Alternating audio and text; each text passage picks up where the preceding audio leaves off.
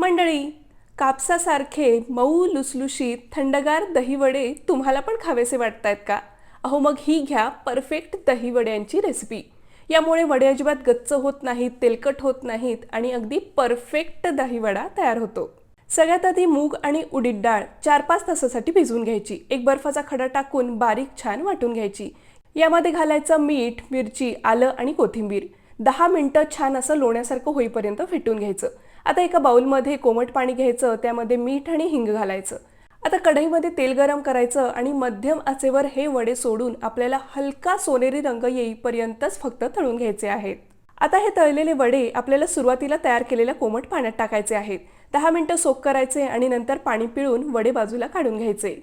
आता एका बाउलमध्ये मध्यम आंबट दही घ्यायचं, गरजेप्रमाणे साखर घालायची आणि फेटून छान असं सिल्की स्मूथ करून घ्यायचं. सोक केलेले वडे एका प्लेटमध्ये असे अरेंज करायचे. वरून छान दही घालायचं, जिरेपूड, तिखट, चाट मसाला भुरभुरायचा, थोडी चिंचेची चटणी आणि पुदिन्याची चटणी घालायची आणि मस्त थंडगार दहीवडा एन्जॉय करायचा.